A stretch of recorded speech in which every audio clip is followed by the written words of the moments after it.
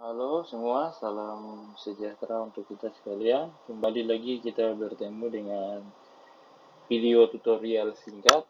Di saat ini saya coba sharing kepada teman-teman sekalian, kira-kira apa itu substansi yang terisi di dalam tes kompetensi dasar atau kompetensi bidang yang biasanya dilakukan pada seleksi penerimaan CPNS maupun P3K di level kementerian lembaga maupun instansi pemerintah daerah. Ini merupakan gambaran umum, sekiranya bisa menjadi pencerahan bagi teman-teman sekalian supaya setidaknya kita mengetahui hal-hal apa saja, substansi apa saja yang dimasukkan di dalam soal seleksi tersebut yang akan kita jalani menggunakan aplikasi CAT BKN. Terima kasih, Tuhan berkati kita sekalian. Sudah tentu sebelum kita memulai membahas tentang apa saja isi dari substansi soal kompetensi dasar maupun kompetensi bidang, perlu teman-teman ketahui sekalian bahwa terkait pelaksanaan ujian kompetensi dasar maupun bidang sangat erat kaitannya dengan peraturan pemerintah tentang aparatur sipil negara. Nah, sebagai pengetahuan pada kita sekalian secara umum, kalau kita bicara tentang mulai dari pengadaan sampai pemberhentian, apalagi prosedur yang akan dijalani melalui tes sebagai bagian dari penerimaan CPNS ataupun P3K, minimal kita mengetahui dasar hukumnya. Salah satunya adalah Undang-Undang Aparatur Sipil Negara atau Undang-Undang Nomor 5 Tahun 2014. Kemudian Juknis, penyusunan terkait soal kompetensi dasar dan sebagainya, itu di dalam Peraturan Kepala BKN Nomor 9 Tahun 2012, yang kemudian terbaru saat ini untuk pelaksanaan penerimaan CPNS pada tahun 2021, kita mengenal juknisnya yang namanya Peraturan Menteri Pan-RB atau Menteri Pendayagunaan Aparatur Negara dan Reformasi Birokrasi Nomor 27 Tahun 2021. Kemudian terkait dengan teknis pelaksanaannya juga di situ ada Peraturan BKN Nomor 11 Tahun 2019. Pada video tutorial ini kita membahas tentang substansi dari tes kompetensi dasar maupun kompetensi bidang. Akan tetapi kita perlu ketahui bersama secara umum bahwa pelaksanaan itu merupakan tahapan dari satu tahapan panjang penerimaan baik itu PNS maupun pegawai pemerintah dengan perjanjian kerja atau yang kita kenal dengan P3K. Secara umum, teman-teman, pelaksanaan penerimaan CPNS maupun P3K biasanya dimulai dari namanya pengumuman. Setelah pengumuman, secara resmi dilakukan seleksi administrasi. Setelah dilakukan seleksi administrasi, biasanya kalau setahu saya maupun pengalaman saya selama ini, teman-teman, biasanya pemerintah maupun Menteri Pan-RB akan mengeluarkan aturan yang mengatur tentang teknis pelaksanaan ujian, baik itu dimulai dari seleksi kompetensi dasar maupun seleksi kompetensi bidang. Biasanya ini dikeluarkan pada tahun pelaksanaan penerimaan tersebut.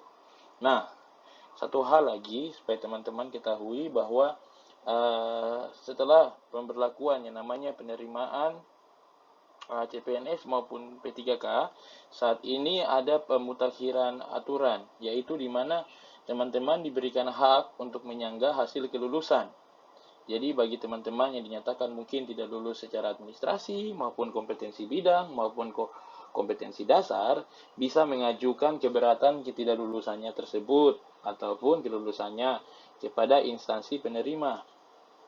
Nah, secara umum, setelah pengumuman, dilakukan seleksi administrasi, teman-teman dinyatakan lulus setelah diperiksa berkasnya, kemudian teman-teman dinyatakan siap untuk mengikuti yang namanya seleksi kompetensi dasar. Setelah dilakukan seleksi kompetensi dasar, akan dilakukan pula seleksi kompetensi bidang. Setelah dilakukan seleksi kompetensi bidang, akan dilakukan yang namanya pengumuman kelulusan dan sebagainya. Secara umum, kalau pelaksananya biasanya dilakukan untuk seleksi kompetensi dasar dan bidang menggunakan aplikasi komputer assisted test BKN atau tes yang dilangsungkan secara online menggunakan komputer. Nah, teman-teman, pada pelaksananya seringkali berbeda di tiap-tiap instansi, tergantung ruang lingkupnya. Jikalau kita bicara, menurut pengalaman saya, kalau kami dahulu, sewaktu mengikuti tes, kami mengikuti duluan yang namanya tes seleksi kompetensi dasar. Setelah itu, beberapa saat kemudian kami dinyatakan lulus, kami dinyatakan berhak untuk mengikuti seleksi kompetensi bidang. Akan tetapi, ada pula kebijakan-kebijakan tertentu yang bisa menyatukan kedua tes ini di dalam satu kali kegiatan seleksi. Nah, pelaksanaan seleksi kompetensi dasar umumnya sama kepada setiap instansi, baik itu di vertikal atau kementerian lembaga maupun instansi daerah. Akan tetapi, seleksi kompetensi bidang biasanya dilakukan berbeda-beda di setiap instansi tergantung dari kebutuhannya. Makanya tak heran ada pula tes-tes seleksi kompetensi bidang yang dilakukan bukan sekedar hanya mengisi soal, tapi perlu dilakukan seperti mungkin tes fisik, perlu dilakukan yang namanya wawancara bersama dengan pihak penerima. Begitu juga kalau kita masuk kepada bagian pengumumannya, pada umumnya seyogianya atau seharusnya pelaksanaan tes itu diumumkan secara resmi pada saat pelaksanaan tes tersebut. Nah, ini salah satu tujuan dari pemerintah memberlakukan yang tadi namanya tes menggunakan aplikasi, sehingga hasilnya teman-teman dapat lihat, teman-teman dapat saksikan saat itu dan menjadi dasar kepada teman-teman pertama untuk menilai kemampuan atau apa yang teman-teman sudah persiapkan sebelum mengikuti ujian, ataupun kemudian menjadi dasar bagi teman-teman kemudian untuk mengajukan keberatan ataupun hal-hal lainnya terkait dengan pelaksanaan ujian tersebut. Sekiranya informasi singkat ini dapat bermanfaat sebelum kita memasuki pada tutorialnya.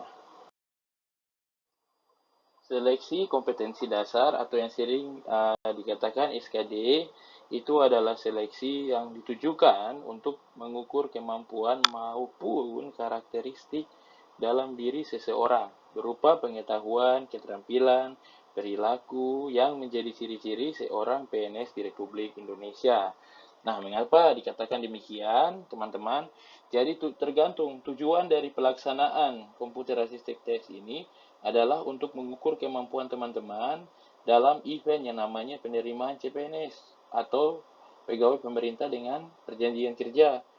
Jadi, melalui pelaksanaan ini kita dapat memposisikan diri, mempersiapkan diri bagaimana jikalau ke depannya kita menjadi seorang PNS harus berperilaku maupun bekerja sesuai dengan ketentuan maupun semangat yang harus dimiliki oleh seorang pegawai negeri sipil sebagai abdi negara maupun bangsa. Nah, kalau kita berbicara tentang tes kompetensi dasar, terdiri dari beberapa bagian, teman-teman. Dimulai dari tes wawasan kebangsaan, kemudian tes intelijensia umum, dan tes karakteristik pribadi. Urutan ini bukan sekedar urutan saja, teman-teman. Hal ini juga nanti nampak di dalam struktur soalnya, yaitu umumnya pada bagian awalnya berisi substansi wawasan kebangsaan, kemudian pada bagian keduanya berisi substansi intelijensia umum, dan pada bagian terakhirnya adalah karakteristik pribadi. Masing-masing bagian ini memiliki kekhususannya atau substansinya masing-masing. Kita akan bahas pada bagian berikut. Bagian pertama dari pelaksanaan tes kompetensi dasar dimulai pada substansi yang berbicara tentang tes wawasan kebangsaan.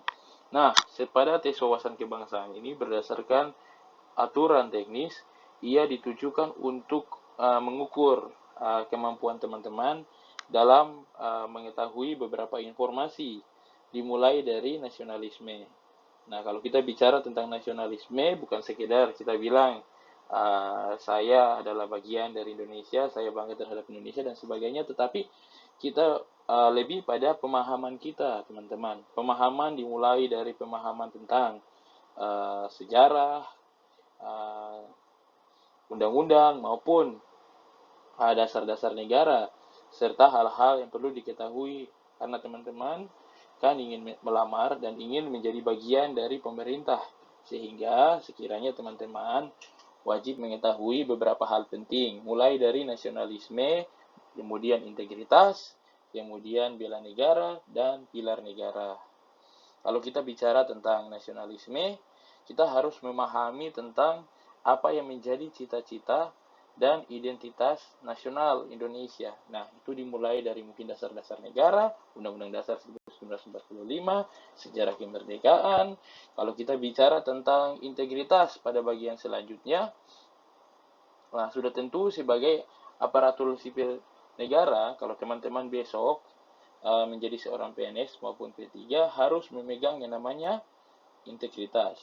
Nah, kita memegang integritas dalam sekian jabatan yang kita miliki, kemudian ketika dinyatakan lulus, kita harus mampu menjunjung tinggi yang namanya kejujuran, ketangguhan, komitmen, konsisten sebagai satu kesatuan sikap untuk mencapai tujuan nasional. Tujuan nasional itu sebenarnya yang kita lakukan sebagai seorang PNS adalah atau ASN secara umum lewat melaksanakan apa yang menjadi tugas pokok maupun fungsi teman-teman sekalian. Jikalau kemudian besok mengabdi, bekerja di tengah-tengah masyarakat maupun di sektor pemerintahan. Kemudian pada bagian selanjutnya yaitu bela negara.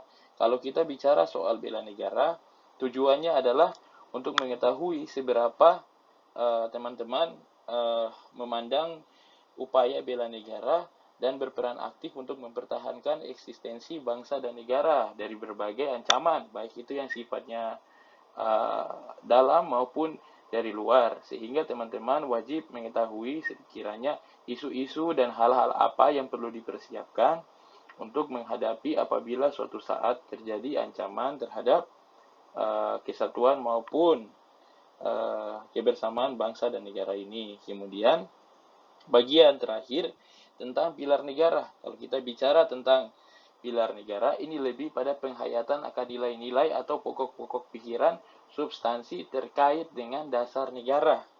Nah, dimulai dari pengamalan akan nilai-nilai Pancasila sebagai dasar negara, kemudian Undang-Undang Dasar Negara Republik Indonesia tahun 1945, dan Bhinneka Tunggal Ika. 3 hal yang kelihatan simpel teman-teman, dan biasa sudah kita ikuti bersama dari semenjak mungkin dari sekolah, dari SD, SMP, sampai dengan SMA, sampai dengan kuliah.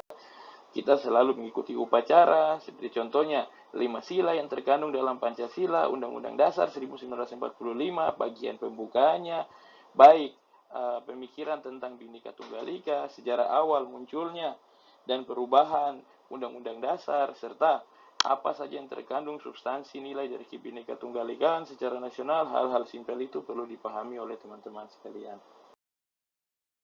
Nah, kalau berdasarkan beberapa pengalaman, di sini saya ada catat beberapa hal. Kalau kita berbicara tentang tes wawasan kebangsaan, seringkali hal-hal yang tercakup di dalam ujiannya, kita mulai berbicara tentang yang namanya pengertian pokok mengenai Pancasila, meliputi arti kata, asal-usul Pancasila, kedudukan, serta asal-usul Pancasila itu sendiri. Kalau kita bicara soal ini berarti teman-teman minimal mengetahui sejarah awal adanya Pancasila, kemudian teman-teman mengetahui asal-usul dari kata Pancasila itu.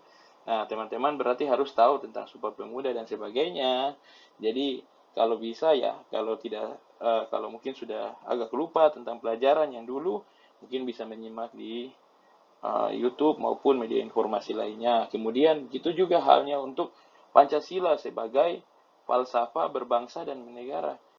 Itu berarti kita berbicara tentang penerapan dari nilai-nilai Pancasila yang seringkali kita amalkan, bahkan sebutkan pada saat mengikuti upacara kenegaraan atau untuk hal-hal penting lainnya. Nah, Pancasila sebagai dasar negara, Pancasila sebagai ideologi negara, dan hal-hal lainnya itulah yang perlu teman-teman ketahui. Kemudian kita berbicara pada bagian selanjutnya yaitu tentang hak asasi manusia yang terkandung di dalam Pancasila, dan Pancasila itu sebagai bentuk dari lambang negara. Jadi bukan sekedar kita mengamalkan, 5 sila yang ada di dalam Pancasila. Jadi sekiranya teman-teman bisa berlogika atau mengaitkan hal-hal yang terkandung dalam 5 sila itu dalam kehidupan sehari-hari atau keterkaitannya dengan hak asasi manusia secara umum. Kemudian pada bagian selanjutnya kita mengaitkan Pancasila dengan yang namanya segi-segi sejarah maupun kehidupan masyarakat sebelum tahun 1945. Dengan kata lain, kita kembali flashback ke posisi Pancasila maupun Undang-Undang Dasar 1945 sebagai dasar yang menyatukan atau landasan awal yang menjadi fondasi kemerdekaan Indonesia yang menyatukan dalam paham Bhinneka Tunggal Ika, yaitu menyatukan segala macam suku bangsa di dalam satu kesatuan kita sebut dengan Negara Kesatuan Republik Indonesia.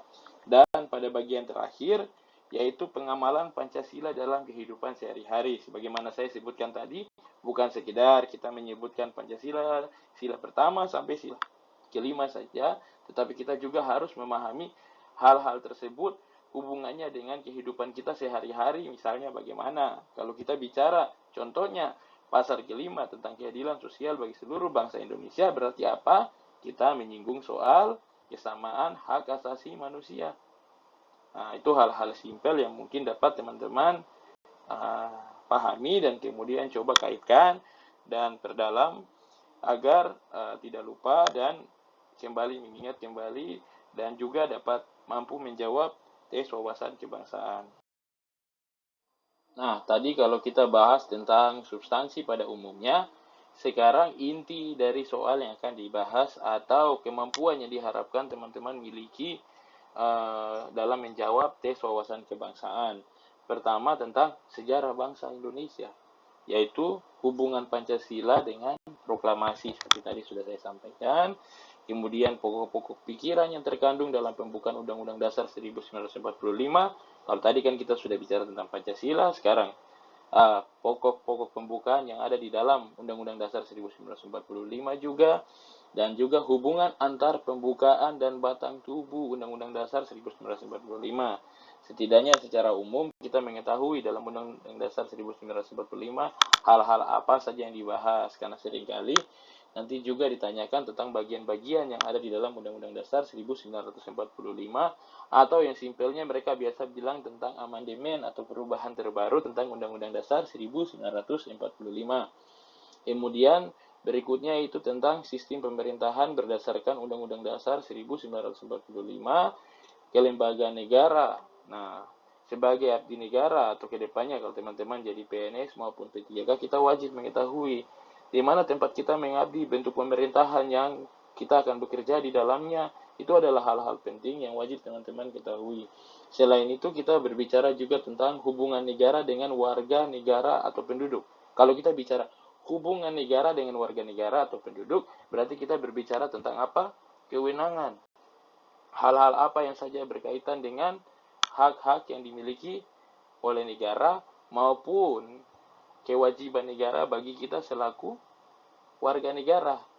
Nah, termasuk dalam halnya jangan lupa bahwa sesungguhnya yang dituntut adalah kita sebagai warga negara yang baik harus dapat berkontribusi demi kemajuan bangsa dan negara. Selanjutnya, sejarah lahirnya Undang-Undang 1945, Undang-Undang Dasar 1945. Sejarah ini sudah tentu sekilas kita mengetahui tentang apa tuh sejarah kemerdekaan 17 Agustus 1945, momen yang terjadi pada saat itu, peristiwa Rengas Dengklok dan sebagainya, sampai dengan pengibaran bendera merah putih, dan selanjutnya dinamika-dinamika yang terjadi pada awal pasca kemerdekaan sampai Indonesia masuk menjadi satu negara yang daulat, baik di mata warga negara Indonesia itu sendiri maupun di mata dunia yang diakui lewat PBB. Kemudian kita berbicara tentang yang tadi sudah saya sebutkan, amandemen, undang-undang, serta perubahan-perubahan bentuk pemerintahan, yang mulai kita dulu sempat bilang, oh Republik Indonesia Serikat, kemudian menjadi Republik Indonesia, dan sebagainya, bentuk-bentuk pemerintahan yang mengalami perubahan, wajib teman-teman mengetahuinya, serta yang simpel, namun kadang-kadang menjebak, yaitu amandemennya. Jangan lupa ya teman-teman. Nah, wajib teman-teman ketahui juga tentang sistem pemerintahan yang berlaku, karena ini besok teman-teman ketika menjadi seorang ASN atau PNS maupun P3K, ruang lingkup pemerintahan atau sistem pemerintahan yang berlaku di pemerintah pusat atau kementerian maupun lembaga secara umum maupun di pemerintah daerah, kalau kita bicara tentang substansi soal-soalnya, wajib teman-teman ketahui, karena di mana teman-teman akan mengabdi, masing-masing memiliki sistemnya sendiri, artinya sistem pemerintahan. Walaupun terhubung satu sama lain, bentuk kelembagaannya pun berbeda. Bentuk kelembagaan yang berbeda itu juga ikut memberikan satu pemahaman yang berbeda, baik sistem ruang lingkupnya berlaku. Kira-kira demikian, teman-teman. Nah, kita masuk pada bagian berikutnya setelah teman-teman melewati namanya tes wawasan kebangsaan, dimulai dari tadi saya sempat sampaikan Pancasila, Undang-Undang Dasar 1945, Bhinneka Tunggal Ika, sejarah kemerdekaan Indonesia, bentuk kelembagaan maupun bentuk pemerintahan, perkembangan Indonesia. Setelah kita sudah melewati itu semua, kita akan masuk yang namanya dengan tes intelijensia umum yang ditujukan untuk menilai penguasaan pengetahuan atau kemampuan teman-teman secara umum, atau yang biasa mereka katakan ketika teman-teman bersekolah dulu, pelajaran yang teman-teman terima mungkin dari level SMP, SMA sampai dengan kuliah. Kalau kita berbicara tentang tes intelijensia umum, ada bagian pertamanya yaitu tes verbal. Kalau kita ketahui kan verbal berarti apa? Kata-kata, mungkin apa? Bercakap, itu kalau kita bilang soal secara artian langsungnya. Tetapi kalau yang dimaksudkan di sini, tes verbal itu berhubungan dengan analogi, yaitu apa? Kemampuan individu dalam bernalar melalui pembagian dua konsep kata yang memiliki hubungan tertentu, kemudian menggunakan bahasa konsep hubungan tersebut pada situasi yang lain. Artinya teman-teman diukur melalui tes ini untuk melihat kemampuan teman-teman untuk mengaitkan antara satu konsep dengan satu konsep. Jadi teman-teman akan diberikan contoh soal, kemudian teman-teman akan diberikan pilihan di situ untuk memilih situasi yang sama. Jadi teman-teman diajak untuk bernalar, berpikir, berlogika tentang kira-kira kalau dengan situasi yang sama jawabannya harus bagaimana. Kemudian kita masuk ya namanya silogisme. Silogisme itu ditujukan untuk mengukur kemampuan individu menarik kesimpulan dari dua pernyataan yang diberikan. Ini yang seringkali mereka bilang menyimpulkan berdasarkan perbandingan yang ada atau silogisme kalimat yang ada. Jadi di situ akan muncul berbagai premis dan teman-teman diharuskan menarik kesimpulan dari berbagai premis yang ada. Nah, pada bagian akhirnya ada yang namanya analitis, yaitu kemampuan untuk mengukur kemampuan individu menganalisa informasi yang diberikan dan menarik kesimpulan. Hampir mirip teman-teman antara silogisme dan analitis. Jadi hubungan keduanya ini yaitu untuk mengetahui seberapa jauh teman-teman dapat mengaitkan antara informasi-informasi yang ada dan menarik suatu kesimpulan atau konklusi dari berbagai kasus yang akan teman-teman ketemui. Jadi itu untuk bagian yang pertama yang ada dalam TIU, kita ketahui dengan nama tes kemampuan verbal. Nah, bagian pertama dari tes intelijensi umum kita tahu namanya sinonim, atau kata sinonim kita bilang kesamaan kata. Jadi kita cari padanan kata yang sejenis dengan yang dimunculkan di dalam soal yang ditampilkan. Nah, pada umumnya kalau kita bicara tentang karakteristik soal, rata-rata soal yang buat itu dapat kita terjebak maupun kita lolos. Dengan kata lain, teman-teman, kita diajak untuk berhati-hati menyimak soal. Contohnya seperti di bawah, teman-teman. Kita bisa lihat kata delik. Kalau kata delik, ada dua pilihan jawaban yang hampir mirip, yaitu kata umpat maupun aduan. Tapi kita harus hati-hati. Kalau kata delik, sesungguhnya itu lebih pada kata melotot. Kalau untuk kata yang mendekati maknanya. Kalau kadang-kadang kita bilang, oh delik aduan yang biasa kita lihat di biasa kantor-kantor pemerintahan atau yang sering muncul di berita. Akan tetapi keduanya itu bukan hubungan kata. Masing-masing delik sendiri bermakna hubungannya dengan hal-hal berkaitan dengan hukum. Sedangkan kalau kita bicara tentang aduan, itu hal yang lain. Kalau kita bicara aduan itu berarti kita berbicara tentang pelaporan. Jadi ini dua makna kata yang berbeda. Kalau kita berbicara tentang umpat juga, umpat itu mungkin tentang berkata-kata tidak baik atau berkata-kata yang kurang baik. Nah, ini juga padanan kata yang tidak cocok untuk delik. Jadi teman-teman pastikan kalau mengerjakan soal berbau sinonim harus berhati-hati. Di sini kalau teman-teman lihat di catatan di situ, rata-rata kita mendapati 95% kata-kata yang memiliki bunyi mirip terdapat di dalam soal sinonim. Karena soal ini ditujukan untuk menilai ketelitian teman-teman, penguasaan teman-teman terhadap bahasa Indonesia formal atau pemaknaan suatu kata. Jadi, seperti contoh yang di bawah sudah saya sampaikan tadi, teman-teman harap teliti, kita lihat kembali, kalaupun ada kata-kata yang mirip, kita jangan coba-coba untuk menyatukan kata itu, atau yang tadi seperti delik dan aduan, kita satukan jadi delik aduan, berarti sama saja. Padahal kata delik sendiri maknanya lain, aduan sendiri maknanya lain, begitu juga dengan kata umpat, karena kita mungkin berpikir, umpat hampir sama dengan delik, padahal bukan. Yang memiliki makna paling dekat dengan delik sesungguhnya adalah kata melotot. Oke, kira-kira itu mungkin contoh yang pertama. Kita akan lanjut kepada bagian selanjutnya. Bagian selanjutnya yaitu yang berbeda dari yang tadi. Kalau kita bilang sinonim tadi persamaan kata, kalau kita bilang antonim berarti lawan kata, teman-teman. Kalau tes antonim ini harus dikerjakan dengan cara mencari lawan arti atau lawan kata yang dimunculkan sebagai soal. Nah, di sini kalau teman-teman lihat ada contohnya, yaitu untuk kata khusus. Ada dua jawaban yang bisa muncul, teman-teman. Di situ bisa bilang khas, spesial, eksklusif juga bisa, spesial, inklusif juga bisa. Akan tetapi rata-rata di sini yang menjadi penjebak untuk kita adalah kemiripannya, teman-teman. Kalau kita lihat spesial berarti sama saja dengan khusus. Kalau inklusif juga bisa sama dengan khusus, khas sama dengan khusus. Nah, ini catatan pentingnya, teman-teman. Bahasa Indonesia ada terbagi bahasa Indonesia yang sehari-hari kita pakai, ada pula bahasa Indonesia yang formal. Karena itu bahasa yang kita pakai di dalam tes yang tadi soal antonim maupun sinonim itu pasti adalah bahasa Indonesia yang formal.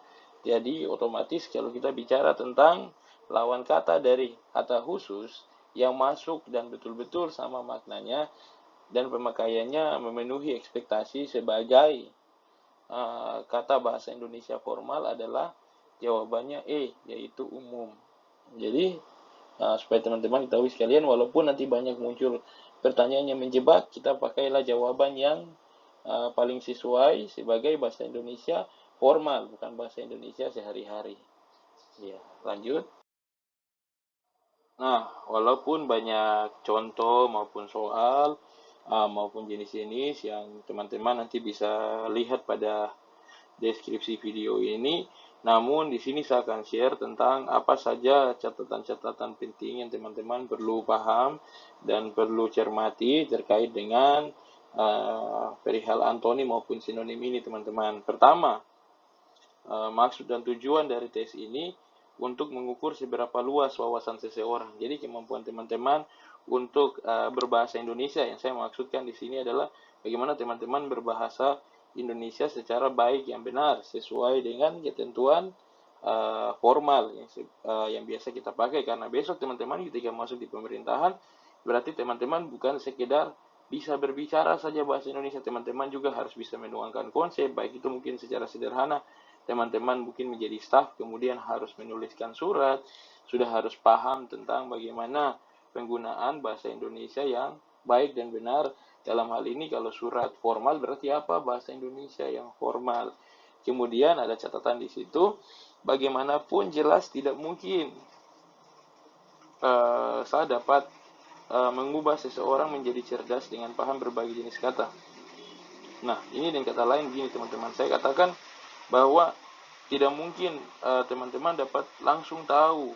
Uh, Setiap orang memiliki kemampuan yang berbeda-beda, tetapi saya selalu yakin dan percaya teman-teman bahwa kita sebagai manusia diharuskan memiliki semangat yang namanya lifetime learning.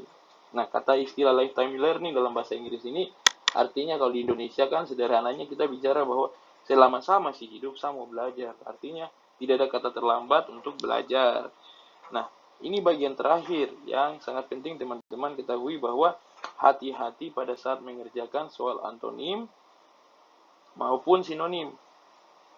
Nah, jangan sampai terbalik. Teman-teman kerjakan antonim, artinya teman-teman disuruh situ cari yang berbeda maknanya, karena mungkin teman-teman terburu-buru lihat waktu yang sudah mau habis. Teman-teman salah, malah teman-teman cari yang padanannya, padahal yang dicari adalah lawannya.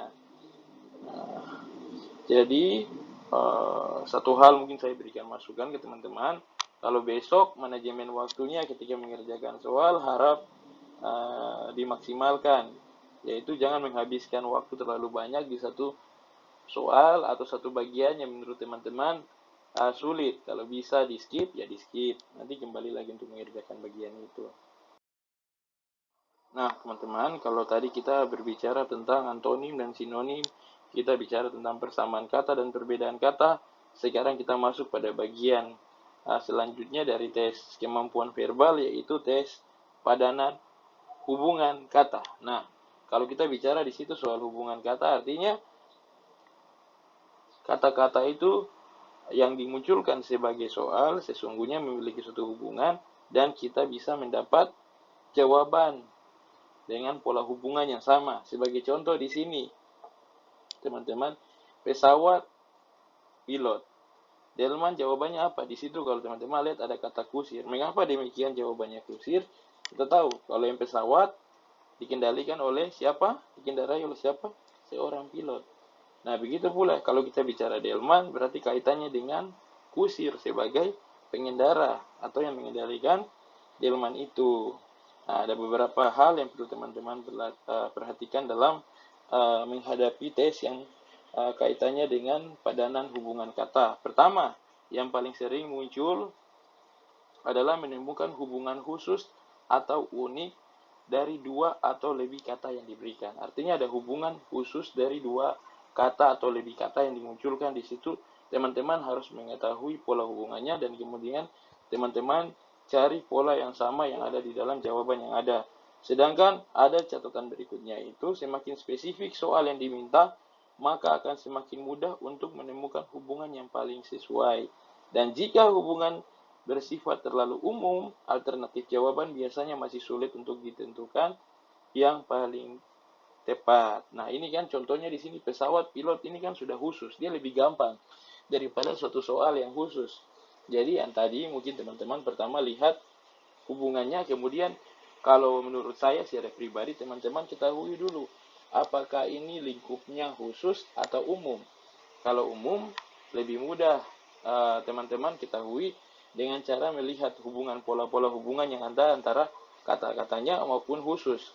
Nah, kalau ini khususnya pesawat dan pilot, delman dan kusir. Nanti bisa lebih teman-teman berdalam dengan melihat beberapa contoh yang sudah saya upload pada bagian deskripsi videonya. Nah, tadi kalau kita sudah bahas itu secara khusus, spesifik, misalnya pilot sebagai pengendara pesawat dan kusir sebagai pengendara delman. Di sini juga ada satu contoh lagi, ini tambah lagi dengan dua catatan untuk teman-teman, yaitu tentang tadi padanan kata. Kalau tadi kita sudah ketahui pola hubungannya, apakah khusus maupun umum, kita juga kalau masih bingung, ada beberapa catatan di sini teman-teman. Paling bagus itu teman-teman analogikan, pertama yaitu teman-teman analogikan kata-kata tersebut atau masukkan kata-kata tersebut di dalam sebuah kalimat dan menggunakan hubungan yang ada dan kemudian mencari berdasarkan jawaban-jawaban yang ada, apakah ada hubungannya atau tidak. Seperti yang tadi saya bilang kan, kalau soal pesawat dengan pilot, kusir dengan delman, jadi bisa diberikan contohnya seperti begini. seorang pilot mengendalikan pesawat. Nah, atau mengendarai pesawat. Seorang kusir mengendalikan delman. Nah, kemudian catatan selanjutnya, hubungan kata harus mempunyai urutan yang searah dengan soal. Jadi, contohnya seperti di bawah, kaki dan sepatu. Kan kita biasa bilang, oh, kaki dan sepatu. Berarti apa? Harusnya sepatu di kaki. Tapi di sini kan soalnya muncul, kaki, sepatu. Berarti jawaban yang tepatnya adalah telinga dan anting. Mengapa telinga dan anting dinilai sebagai jawaban yang tepat? Karena apa? Di situ yang dimunculkan sebagai bagian dari badan yang dicarikan hubungannya dengan benda yang dipakai adalah kaki. Itu bagian pertamanya, sedangkan kedua adalah bendanya, yaitu sepatu. Nah, sehingga jawaban yang sesuai untuk jawaban tipe ini, soal tipe ini adalah opsi C, yaitu telinga dan anting. Walaupun kelihatannya terbalik, jadi kita cari padanannya yang sama, teman-teman. Tadi kita sudah analisa apakah itu hubungan khusus dan umum. Kita lihat pula pola soalnya. Nah, bagian mana yang duluan? Kalau di sini misalnya munculnya kaki dan sepatu, berarti apa?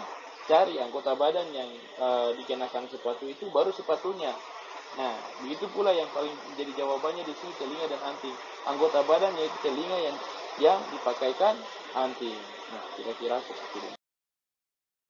Ya, kita masuk pada bagian berikutnya, yaitu masih bagian dari tes verbal, yaitu silogisme atau tes kemampuan berpikir logis. Kalau tadi kita sudah bicara tentang sinonim, antonim, kita bicara tentang pandangan kata. Sekarang kita berbicara tentang yang namanya tes kemampuan berpikir logis atau silogisme. Kalau kita bicara tentang silogisme, berarti serangkaian kata atau serangkaian kalimat yang memiliki pola tertentu. Kemudian kita akan mencari keterkaitannya berdasarkan premis-premis yang dimunculkan atau berdasarkan petunjuk-petunjuk atau pola-pola hubungan yang ada untuk mencari kesimpulannya. Kalau di sini, teman-teman lihat pada slide di situ, saya sudah sebutkan bahwa secara umum tes kemampuan daya nalar atau logika ini dapat dibagi dalam dua model, yaitu penalaran logis dan penalaran analitis. Kalau kita bilang penalaran secara logis, yaitu kita berbicara tentang bagaimana pola berpikir dan cara penarikan kesimpulan atau silogisme. Nah, dari dua proposi atau premis-premis, kesimpulannya dinamakan konklusi. Predikat dari konklusi disebut term mayor, sedangkan subjek dan konklusi disebut term minor. Premis yang mengandung term mayor disebut premis mayor, pikiran utama, dan premis yang mengandung term minor disebut premis minor atau pikiran selanjutnya. Jadi teman-teman, selebih simpelnya teman-teman ketahui dulu pokok utama atau pikiran utama dari kalimat yang dimunculkan.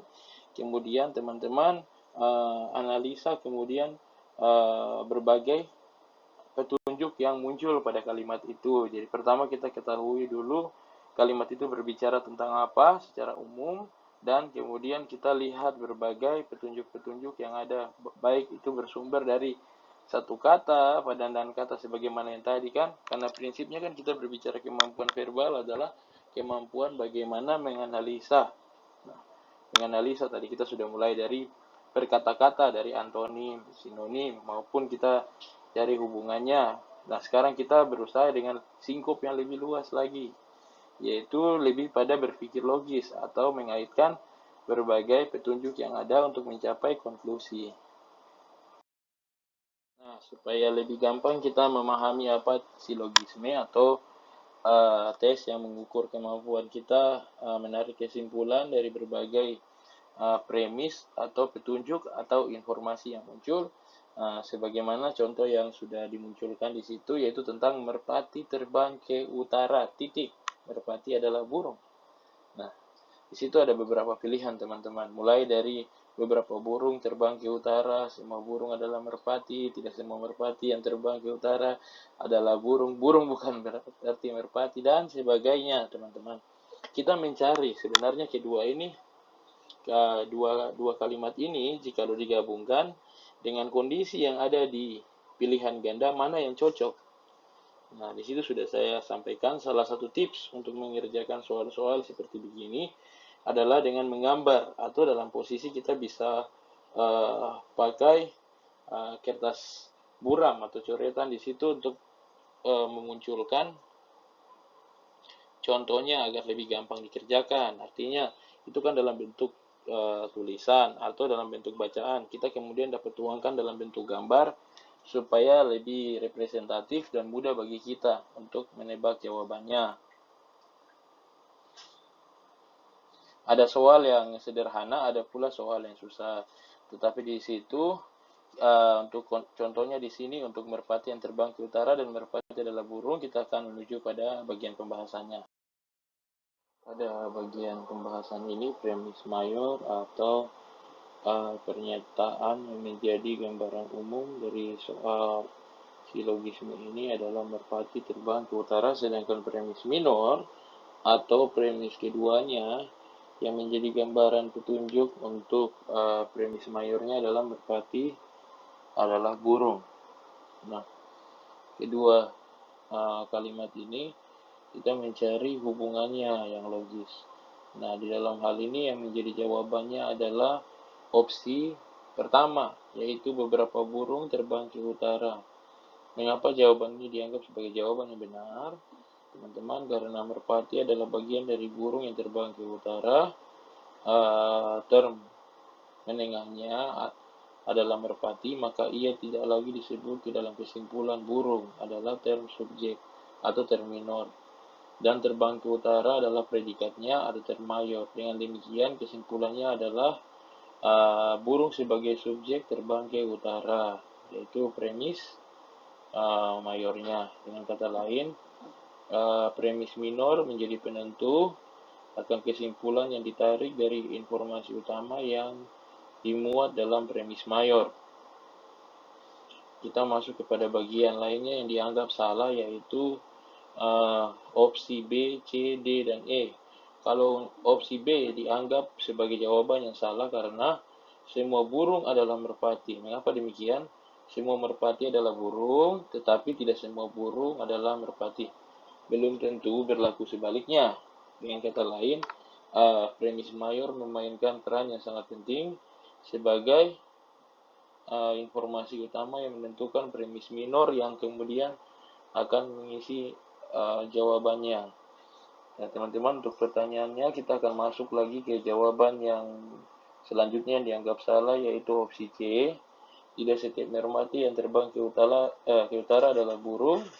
Itu adalah salah. Kenapa demikian, teman-teman? Karena semua merpati adalah burung. Terbang kemanapun tetap menjadi burung. Tidak semua ayam atau bebek. Dengan kata lain, yang menjadi pertimbangan untuk teman-teman memilih A lebih pada apa yang termuat di dalam premis mayornya atau informasi secara umumnya. Nah, di sini secara umum dikatakan bahwa merpati terbang ke utara dan merpati adalah burung.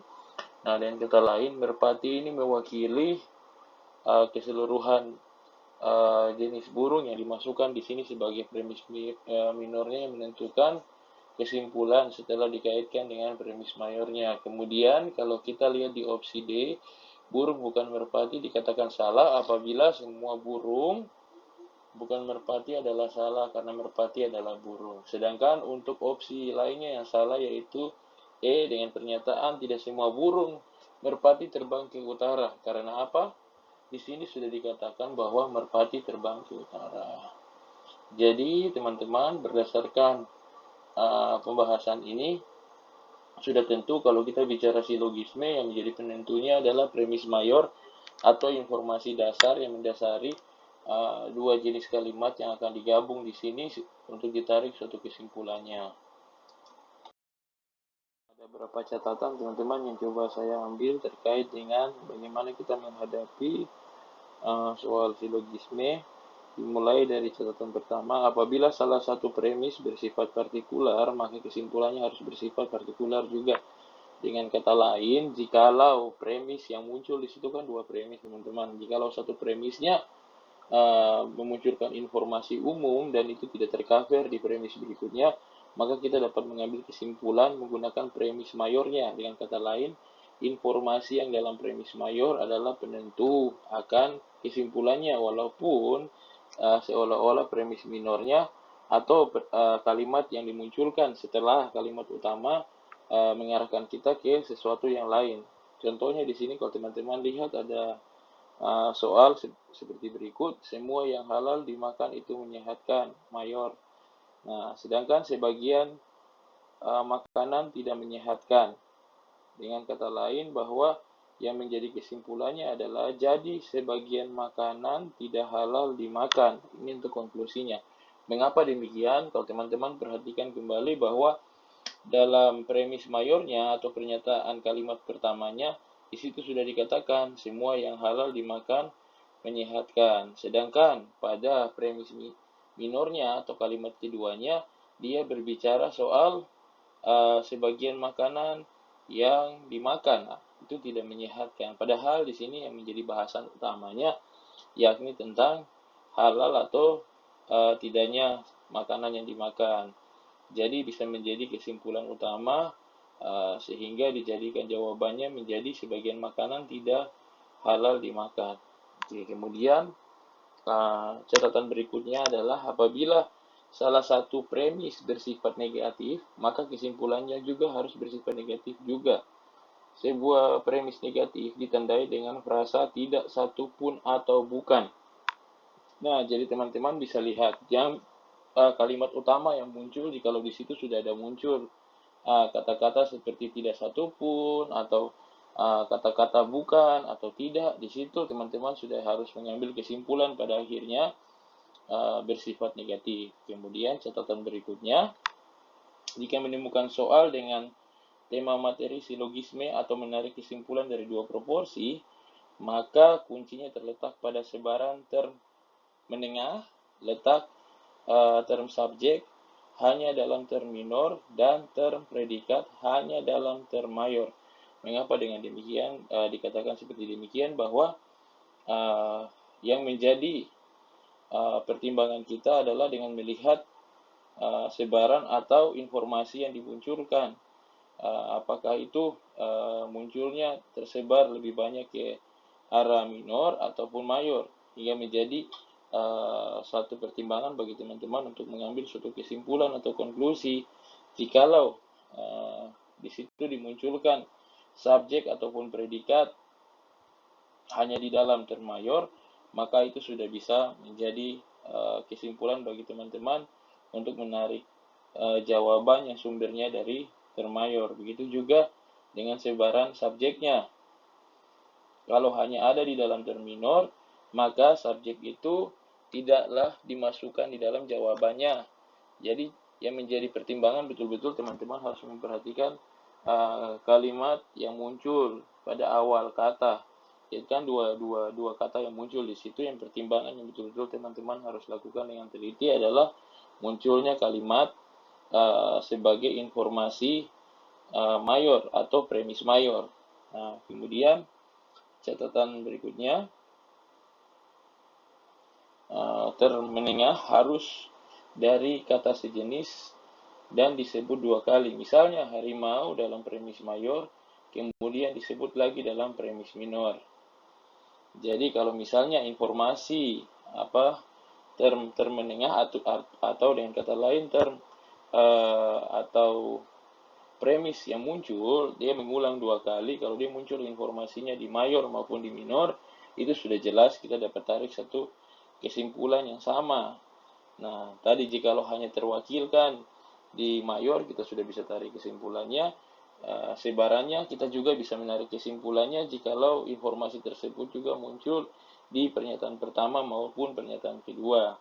Untuk catatan selanjutnya, jika dalam dua proporsi premis-premis tidak ada lagi term menengah, maka konklusi tidak dapat ditarik. Dengan kata lain, teman-teman, jikalau dalam dua kalimat tersebut tidak ada lagi term menengah atau informasi yang menengahi antara kedua jenis informasi atau premis yang dimunculkan, artinya sudah jelas-jelas bertentangan dua informasi yang dimuat dalam kalimat silogisme yang muncul atau perbandingan pandangan antara dua kata, dari masing-masing informasi, baik itu di premis mayor maupun premis minor, tidak memuat informasi yang mewakili.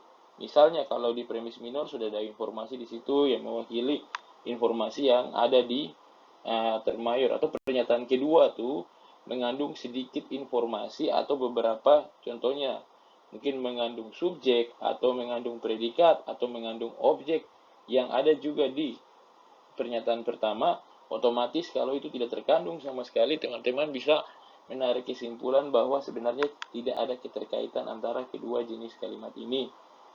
Nah, kemudian catatan selanjutnya, bila term tersebar dalam konklusi, maka harus tersebar pula dalam premis. Dengan kata lain, jikalau kalimat yang atau pola yang dimunculkan di dalam term mayor dan juga term minor adalah sama, di mana informasi yang dimuat di dalamnya adalah tersebar, contohnya seperti di atas, yaitu semua yang halal dimakan menyehatkan dan sebagian yang makanan tidak menyehatkan. Di situ kan sudah terjelas bahwa dapat kita lihat dengan jelas bahwa yang di bagian awalnya dia hanya berbicara makanan yang dalam kategori atau jenis makanan halal, sedangkan pada kalimat premis minornya di situ hanya berbicara sebagian, tetapi itu juga masih sama, berbicara tentang makanan.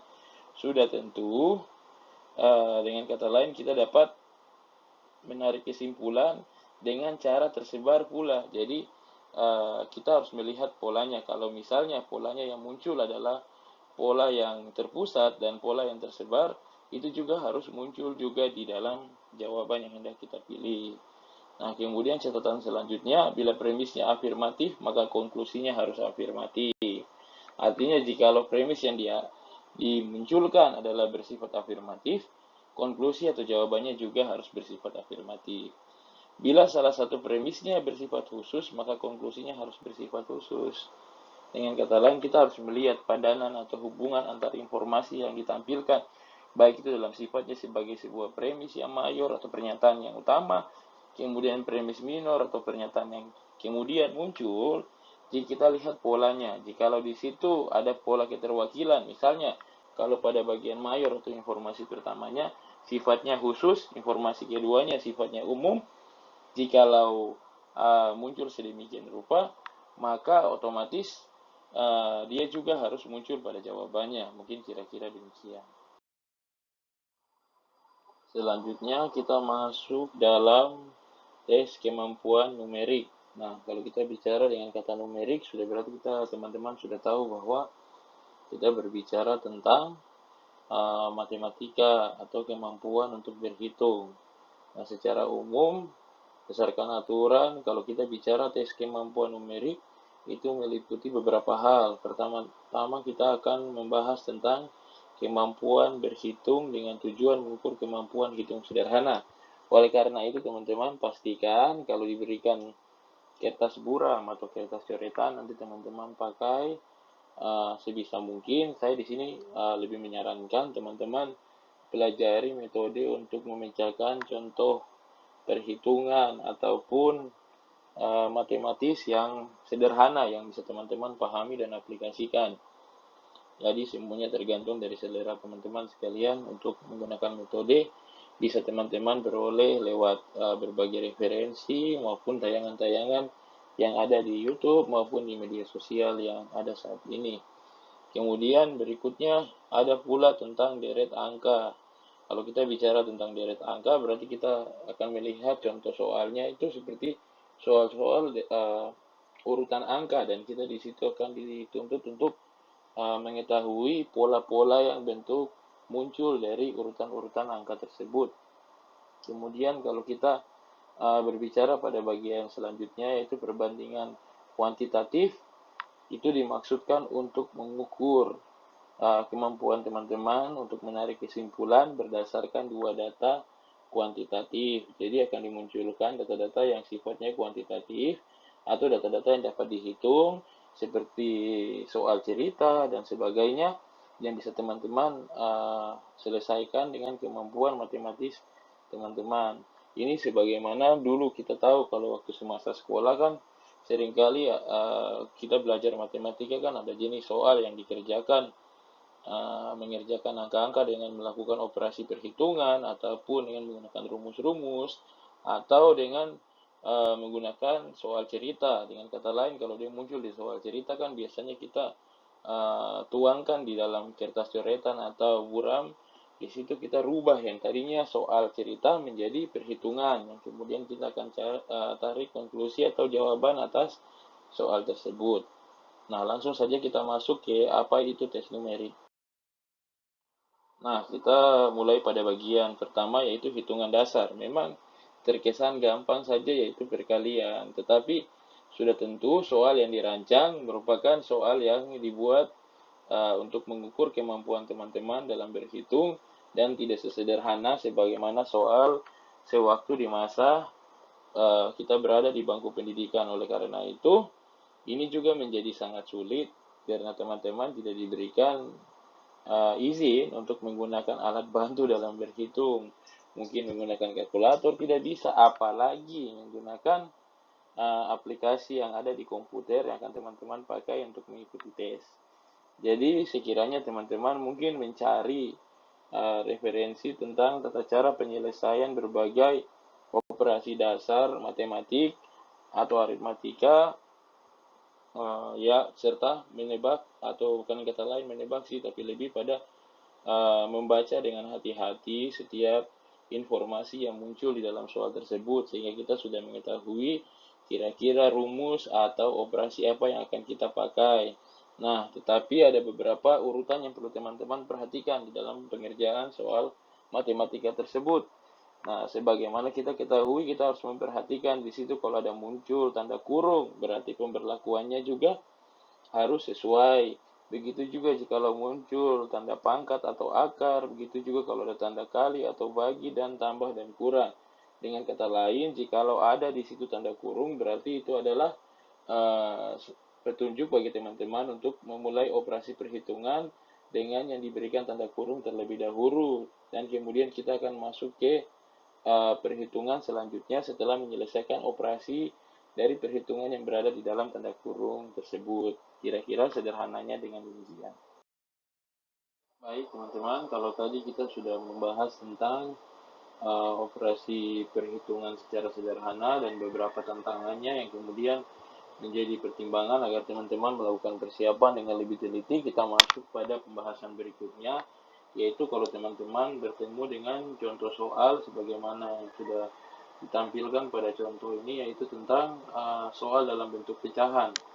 Nah, untuk operasi pertambahan, di sini kalau kita lihat 1/2 ditambah 1/4, di situ hasilnya kita dapat setelah melakukan penyamaan penyebut. Dengan kata lain teman-teman, di situ untuk penyebutnya 1/2 kan disamakan dengan cara mengalikannya masing-masingnya 1 dikali dengan 2, begitu juga 2 dikali dengan 2 untuk menyamakan penyebutnya terlebih dahulu, sehingga menjadi 2/4, dan kemudian kita bisa tambahkan dengan sisanya, yaitu 1/4, sehingga hasil yang didapatkan adalah 3/4.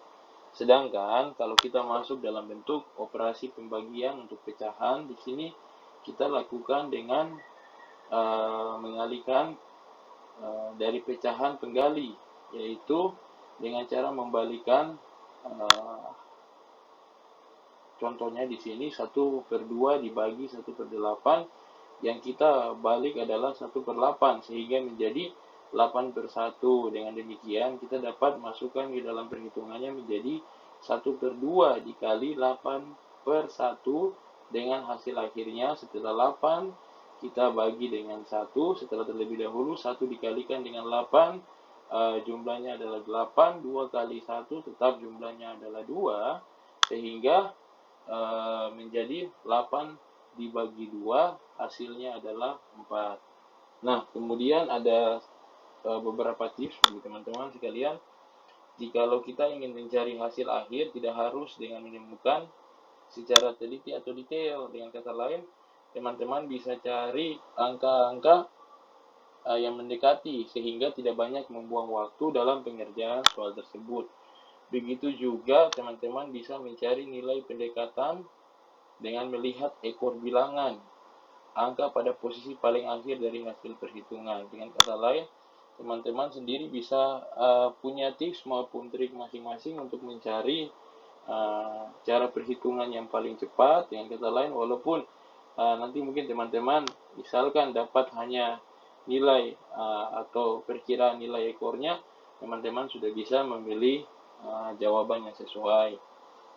Kemudian pada bagian selanjutnya di situ teman-teman mungkin bisa melihat beberapa bentuk pecahan yang rata-rata akan muncul pada beberapa jenis soal yang muncul dalam tes matematika ini, mulai dari pertama yaitu 1/3 itu adalah 33,33%, sedangkan 2/3 adalah 66,67%, sedangkan 1/6 adalah 16,76%, dan sebagainya. Jadi ini cuma hanya untuk teman-teman ketahui, dan kalau bisa dihafal juga bagus, sehingga nanti ketika teman-teman bertemu dengan jenis soal sudah ada tips maupun trik yang dapat teman-teman terapkan, ataupun beberapa catatan-catatan kecil yang dapat teman-teman ingat. Yang tadi sudah saya sampaikan terlebih dahulu, tidak wajib teliti, memang harus diteliti, kita mengikuti berbagai kaidah perhitungan matematika yang baik dan benar, akan tetapi teman-teman sendiri bisa menemukan triknya bagaimana untuk berhitung dengan memanfaatkan waktu dengan maksimal. Karena jikalau kita bicara dalam konteks mengikuti seleksi kompetensi dasar, otomatis di situ ada waktu. Jadi teman-teman pastikan cari cara yang bagi teman-teman mudah dipahami, mudah diaplikasikan, dan tidak memakan banyak waktu. Dan kalau bisa, kalau di situ teman-teman sudah dapat, misalkan dapat hasil akhirnya nilainya mendekati atau ekor dari hasil perkalian yang atau perhitungan yang teman-teman lakukan, bisa teman-teman pilih sebagai jawabannya. Kemudian kita masuk pada tips selanjutnya, yaitu jika teman-teman menjumpai soal berbentuk bilangan, desimal, atau persen, lebih mudahnya teman-teman hilangkan tanda koma atau tanda persen tersebut dengan mengalihkannya dengan 100 atau 1000 dan seterusnya. Kemudian pada langkah akhir dibagi dengan pengalih tersebut.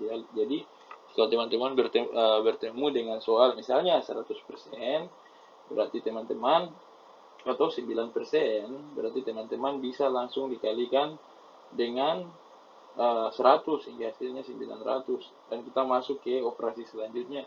Dan seketika teman-teman sudah sampai pada akhir konklusi, di situ kalau dikatakan di situ perhitungannya mungkin dalam bentuk persentase, mungkin teman-teman bisa kalikan kembali dengan persentase tersebut, atau dengan kata lain kalau itu dalam bentuk 9%, berarti kalau dirubah dalam bentuk atau dikalikan dengan 100 menjadi 900, teman-teman kembalikan lagi dalam bentuk semula. Misalnya hasilnya nanti kemudian muncul 800, berarti teman-teman kembalikan lagi dia menjadi 8%. Kira-kira demikian. Kalau selanjutnya, yaitu penting sekali menghafalkan berbagai persamaan aljabar dari berbagai macam jenis aljabar yang muncul. Mungkin teman-teman bisa nonton juga, di situ saya ada share beberapa link pada deskripsi video tentang tips-tips maupun trik yang dapat teman-teman pelajari menghadapi jenis-jenis soal aljabar. Tapi saya lebih memahami aljabarnya, yaitu ketika teman-teman pertama-tama harus memahami sifatnya dulu, yaitu jikalau kita masuk pada perhitungan aljabar, bagaimana mentreat atau memperlakukan perhitungan yang kalau misalkan kita pertama harus dengan melihat betul kesamaan suku yang ada, yaitu dengan kata lain melihat yang bentuknya sama, dan kita melakukan operasi perhitungan dengan mencari bentuk yang sama tersebut terlebih dahulu. Kemudian kita dapat melanjutkan perhitungan aljabarnya sehingga mendapat pola yang sesuai dengan pertama melihat bentuk kesamaan suku tersebut. Cara paling gampang teman-teman bisa berlatih dengan berbagai contoh soal ataupun dengan melihat tips dan trik yang dibagikan dengan berbagai macam video. Kira-kira demikian. Kemudian masih ada dengan tes yang tadi terkait tes matematika, teman-teman bisa lihat di situ kalau kita bicara tentang tes numerik, sudah tentu kita juga mengenal yang namanya deret seri atau dengan kata lain deret angka. Nah, kalau kita bicara pola bilangan atau pola angka, teman-teman harus memperhatikan beberapa catatan berikut ini, yaitu pola bilangan dapat ditebak jika telah ada minimal 2 pola sebelum atau sesudahnya. Jadi teman-teman bisa lihat di situ, ini biasanya bentuknya dalam angka-angka yang kemudian diurutkan, tapi sesungguhnya kalau teman-teman perhatikan baik-baik, dari sejumlah angka yang diurutkan tersebut ada pola-pola yang terbentuk. Kita bisa lihat kalau misalnya pertanyaannya itu muncul atau titik-titiknya muncul di tengah antara deretan soal atau deretan angka tersebut, teman-teman bisa mencari pola hubungan antara perhitungan yang mungkin muncul atau dipadukan di situ pada urutan angka sebelumnya dan sesudahnya dari pertanyaan tersebut. Begitu juga untuk pola bilangan yang muncul. Mungkin pola-pola yang akan muncul di situ bisa dalam bentuk penjumlahan, pengurangan, perkalian, pembagian, pengakaran, penguadratan, atau gabungan dari berbagai jenis operasi tersebut. Jadi teman-teman harus sekiranya melihat baik-baik antara urutan angka tersebut, pola yang muncul apa, apakah pola yang munculnya dalam bentuk penjumlahan atau sebagainya, sehingga teman-teman dapat menerka kira-kira dari pola tersebut yang akan terbentuk menjadi jawaban untuk teman-teman pilih itu pola yang dipakai antara deret angka tersebut adalah pola apa. Nah, cara yang sederhananya teman-teman dapat memperhatikan pola atau irama dari deret angka dari satu bilangan ke satu bilangan yang lain. Kemudian tentukan apakah aturan operasi tersebut berlaku untuk seluruh deret atau tidak. Jadi kita dapat melihat yang tadi saya bilang, kalau misalnya posisinya teman-teman lihat pertanyaannya di tengah-tengah, berarti teman-teman melihat yang sebelum operasi yang muncul di sebelum dan sesudahnya. Lain kata jikalau pertanyaannya adalah pada bagian akhir diberikan titik-titik dari deret bilangan yang ada atau deret angka yang ada. Di situ teman-teman sudah bisa menyimpulkan dengan melihat pola yang muncul antara sejumlah bilangan sebelumnya. Nah, cara paling gampang sudah tentu kalau kita berjumpa dengan pola bilangan atau deret seri atau deret angka di sini adalah teman-teman dengan selalu berlatih dengan contoh soal yang ada. Ya, teman-teman, pada bagian selanjutnya kita bahas tentang tes penalaran aritmatika. Nah, satu hal yang perlu teman-teman ingat sekalian bahwa penyelesaian soal ini harus menggunakan logika dan dengan ketelitian. Dengan kata lain, teman-teman harus membaca petunjuk yang terkandung di dalam soal dengan baik-baik dan dengan tetap memperhatikan waktu yang diberikan di dalam aplikasi, sehingga teman-teman tidak menghabiskan waktu terlalu banyak dalam menyelesaikan soal ini. Ada dua cara penyelesaiannya, teman-teman. Pada umumnya kita bisa pakai logika sederhana atau menggunakan diagram Venn. Untuk lebih jelasnya penggunaan secara logika sederhana maupun penggunaan diagram Venn nanti teman-teman bisa lihat di deskripsi videonya. Namun pada bagian kali ini kita akan coba menyelesaikan satu contoh soal. Nah, di sini ada satu contoh. Dalam soalnya berbunyi demikian, setiap siswa dalam satu kelas suka basket atau sepak bola jika di dalam kelas ada 30 siswa. Jadi jumlah keseluruhan siswanya ada 30. Tetapi yang menyukai basket ada 27 siswa, sedangkan yang suka sepak bola ada 22 siswa. Maka jumlah siswa yang suka basket dan sepak bola adalah berapa? Di situ ada pilihan mulai dari yang opsi A 3, B 5, C 8, D 11, E 19. Mari kita lanjut saja langsung pada slide selanjutnya untuk kita melakukan pembahasan bagaimana tata cara penyelesaiannya, baik kita mau pakai cara mudah maupun cara susah.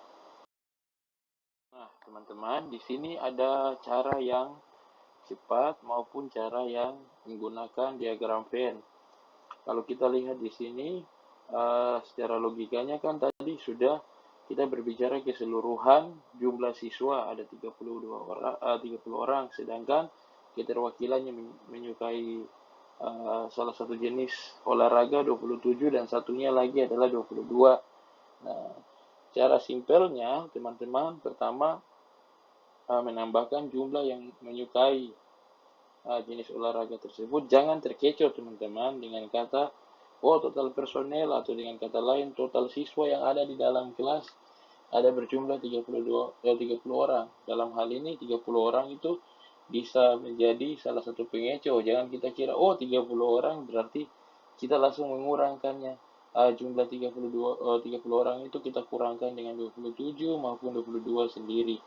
Tapi satu hal yang perlu kita lakukan teman-teman, kita jumlahkan dulu jumlah siswa yang menyukai salah satunya.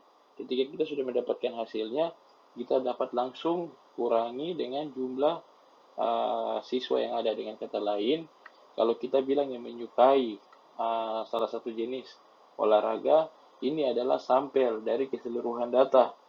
Nah, gambaran umumnya di sini adalah 30 siswa, sedangkan sampel yang ingin dihitung adalah jumlah yang menyukai salah satu jenis olahraga. Jadi kita bisa pakai logika sederhananya, yang suka keduanya sama dengan jumlah yang suka salah satu dikurangi jumlah total personel. Nah, itu sederhananya seperti begitu. Jadi pertama kita tambahkan jumlah yang suka salah satu jenis olahraga 27 ditambah 22, kita kurangi dengan keseluruhan data yang ada yaitu 30 siswa. Sehingga hasil yang diperoleh adalah 19 siswa. Sehingga jawabannya pada pertanyaan di slide sebelumnya adalah 19 siswa. Ada pula catatan di situ teman-teman. Jika disebutkan ada yang tidak suka keduanya, maka dimasukkan sebagai pengurang. Misalkan, yang suka basket ada 27 siswa. Yang suka sepak bola ada 22 siswa. Yang tidak suka keduanya ada 5 siswa. Sementara jumlah total siswa adalah 30 anak. Maka yang suka keduanya sama dengan 27 tambah 22 kurang total keseluruhan 30, kita kurang lagi 5. Jadi ketika muncul kata tidak menyukai di situ, atau dengan kata lain pernyataan negatif, kalau tadi kan yang menyukai dan yang menyukai itu kan pernyataan positif. Jadi totalnya adalah penambahan. Nah, jatuhnya kalau dia sudah muncul pernyataan tidak menyukai, berarti di situ bisa menjadi pengurangan. Jadi kalau operasinya seperti tadi, ditambahkan contoh soal di sini. Ada di situ dikatakan yang tidak suka keduanya ada 5 orang, kita tinggal tambahkan di situ saja kurang 5 sehingga hasilnya adalah 14. Kita juga dapat menggunakan diagram Venn sebagaimana ada di contoh di samping. Kita gambar diagramnya, kemudian kita masukkan di situ dua opsi yang menyukai olahraga, baik itu jenis yang salah satunya maupun satunya, 27 dan 22, kemudian kita padukan di dalam rumus dan kita bisa dapatkan hasilnya. Jika untuk lebih simpelnya teman-teman nanti bisa simak lagi pada video yang ada di deskripsi penjelasan tentang bagaimana tata cara penggunaan diagram Venn secara efektif dan efisien di dalam menyelesaikan suatu operasi perhitungan. Kira-kira demikian yang dapat saya sampaikan. Nah, langsung saja kita lanjut pada bagian masih tentang perhitungan, atau kita bilang dalam hal ini tadi kan kita membahas, pertama kita sudah bahas tentang logika. Dalam hal ini bagaimana kita mengelola kata, bagaimana kita mengelola kalimat, kemudian bagaimana kita berhitung sederhana, bagaimana kita menyelesaikan contoh soal secara logika maupun aritmatika, serta berbagai macam hal. Kita sekarang akan masuk pada bagian berikutnya dari TIU, yaitu kemampuan figural. Kalau kita bicara soal kemampuan figural, berarti kita berbicara teman-teman melihat akan muncul di situ soalnya dalam bentuk gambar-gambar teman-teman. Tetapi ada 3 bentuk atau 3 hal yang ingin dicapai dari soal tersebut, yang ingin ditelah dari kemampuan teman-teman sekalian. Pertama, yaitu kemampuan analogi, kedua kemampuan ketidaksamaan, dan ketiga kemampuan serial. Kalau kita bicara tentang analogi, berarti soal itu ditujukan untuk mengukur kemampuan teman-teman dalam bernalar melalui perbandingan dua gambar. Jadi akan muncul di situ dua gambar, akan memiliki hubungan tertentu, kemudian menggunakan bahasa atau menggunakan konsep hubungan tersebut pada situasi yang lain. Jadi istilahnya teman-teman ditunjukkan, oh dari gambar A berubah menjadi gambar B, berubah menjadi gambar C, berubah menjadi gambar D, ada perubahan apa yang terjadi. Dan kemudian pada gambar E akan dijadikan pertanyaan. Di situ teman-teman akan lihat, oh perubahannya di mana? Apakah kalau misalnya itu muncul ada kotak, kemudian ada persegi di dalamnya. Kalau perseginya pada gambar A, dia mengarah ke atas, gambar B dia mengarah ke samping kanan, gambar C dia mengarah ke bawah, gambar D dia mengarah ke samping kiri. Berarti gambar selanjutnya apa teman-teman? Dia kan seolah-olah berputar ke arah searah jarum jam. Berarti apa? Jawabannya sudah pasti. Pada gambar selanjutnya adalah segitiga itu adalah mengarah ke atas. Jadi kita melihat bentuknya teman-teman, pola dari gambar-gambar yang muncul. Itu untuk yang pertama. Sedangkan ketidaksamaan pada bentuk-bentuk gambar tersebut dengan tujuan untuk mengukur kemampuan individu atau teman-teman untuk melihat perbedaan beberapa gambar. Jadi akan diberikan sejumlah gambar, teman-teman akan menelaah atau melihat di situ, menyimak kira-kira dari gambar-gambar itu ketidaksamaannya terletak di mana. Itulah yang akan dimunculkan di dalam soalnya. Begitu juga dengan bagian serial. Pada bagian serial, teman-teman juga sama halnya dengan yang tadi analogi. Teman-teman akan melihat hubungan antara bentuk gambar. Biasanya dikasih pilihan hampir mirip-mirip dengan analogi. Teman-teman melihat apakah gambar ini sesuai menjawab pertanyaan yang diberikan. Jadi wajib bagi teman-teman untuk menyimak pertanyaan dengan sangat hati-hati. Artinya membaca petunjuk dengan jelas, kemudian mengerjakannya. Nanti lebih jelasnya teman-teman bisa lihat nanti di deskripsi, karena di situ ada penjelasan lebih jelas. Nah, kita masuk pada bagian terakhir dari tes kompetensi dasar. Teman-teman akan berhadapan dengan yang namanya tes karakteristik pribadi.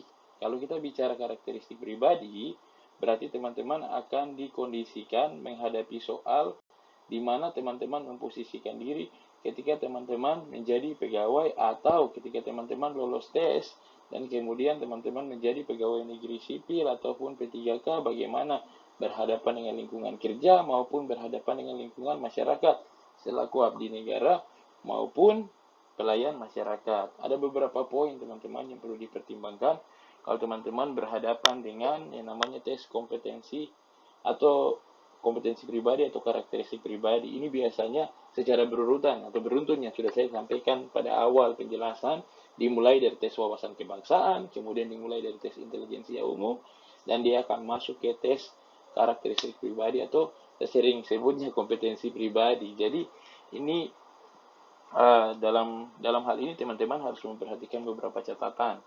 Pertama, yang akan diukur dari adanya tes kompetensi atau karakteristik pribadi ini lebih pada bagaimana teman-teman selaku pelayan publik.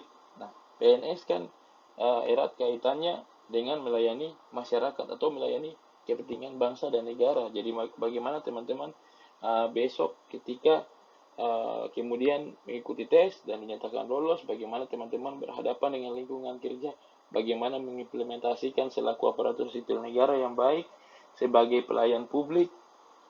Nah, yang ingin diukur terkait dengan posisi teman-teman sebagai pelayan publik di kemudian hari di sini adalah bagaimana teman-teman mampu menampilkan perilaku atau keramah tamahan dalam bekerja yang efektif. Artinya apa? Memposisikan diri, menciptakan lingkungan kerja yang harmonis, bagaimana teman-teman dapat berperilaku yang baik itu dengan teman-teman sejawat di tempat kerja, dengan atasan nanti di kemudian hari, bahkan dengan masyarakat sebagai penerima pelayanan dari teman-teman. Kemudian kedua, terkait jejaring kerja, yaitu tujuannya untuk mengukur kemampuan teman-teman membangun dan membina hubungan, bekerja sama, berbagi informasi, dan berkolaborasi dengan orang lain secara efektif. Kalau kita saat ini teman-teman, sebagai pengetahuan, ketika teman-teman besok masuk ke profesi sebagai seorang aparatur sipil negara, teman-teman harus mampu berkolaborasi. Artinya apa? Teman-teman dituntut menjadi, sebagaimana kita sudah ketahui bersama, bahwa manusia adalah makhluk sosial. Makhluk sosial artinya apa? Manusia tidak dapat hidup sendiri. Nah, kalau kita sudah masuk ke lingkup pekerjaan, suatu target pekerjaan yang hendak dicapai, seyogianya kita bekerja bukan atas usaha sendiri. Kalau kita bicara di sini, teman-teman akan diukur ke depannya bagaimana teman-teman bekerja sama dengan sesama pegawai, atau bagaimana teman-teman berkolaborasi dengan pihak-pihak terkait dengan pekerjaan yang akan teman-teman lakukan. Jadi teman-teman betul-betul harus bisa menunjukkan bahwa teman-teman nampak mampu, atau dengan kata lain teman-teman berkompeten untuk bekerja sama, bahkan berkolaborasi untuk mewujudkan hasil pekerjaan yang baik. Nah, kolaborasi yang saya maksudkan di sini, berkolaborasi secara internal, baik itu di dalam organisasi maupun berkolaborasi dengan pihak-pihak di luar dari organisasi atau institusi yang teman-teman akan tempati ketika bekerja di kemudian hari. Nah, kemudian kita masuk pada poin berikutnya. Keterampilan yang hendak diukur melalui tes karakteristik pribadi adalah kemampuan sosial budaya. Nah, pada bagian yang mengukur tentang kemampuan sosial budaya, di sini teman-teman dituntut untuk mampu beradaptasi dan bekerja secara efektif dalam masyarakat majemuk, terdiri atas beragam agama, suku, budaya, dan sebagainya. Nah, sudah tentu ini sesuai dengan salah satu prinsip dasar ASN, aparatur sipil negara adalah perekat bangsa.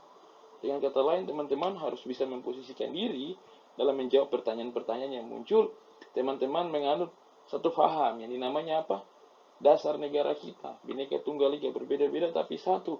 Dengan kata lain, teman-teman harus bisa memadukan berbagai kemajemukan. Artinya perbedaan-perbedaan yang timbul baik di lokasi kerja teman-teman besok, baik di tengah masyarakat besok.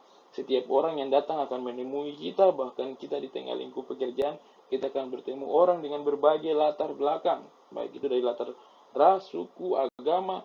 Kita harus menunjukkan bahwa kita adalah pribadi yang toleran, kita adalah pribadi yang terbuka, kita adalah pribadi yang terkait juga dengan yang pertama, mampu berkolaborasi tanpa memilih-milih atau memisahkan, atau istilahnya mengeksklusifkan diri sendiri. Jadi kita bagaimana harus mampu menghimpun atau meramu berbagai kekuatan yang ada di dalam organisasi untuk mewujudkan tujuan dari organisasi atau institusi di mana teman-teman besok akan mengabdi.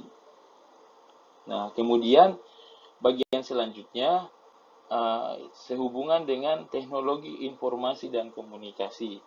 Pada bagian ini teman-teman akan diukur kemampuannya untuk memanfaatkan teknologi informasi secara efektif untuk meningkatkan kinerja.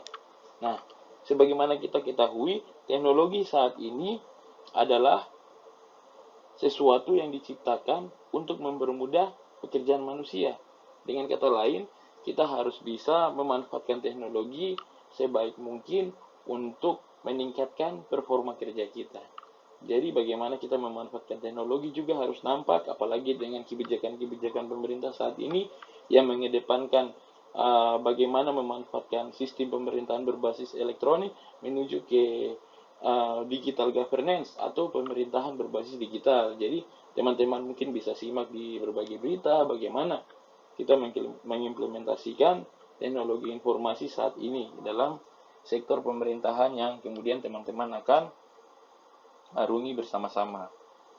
Kemudian pada selanjutnya kita masuk ke bagian yang akan dilihat melalui tes ini, yaitu profesionalisme teman-teman.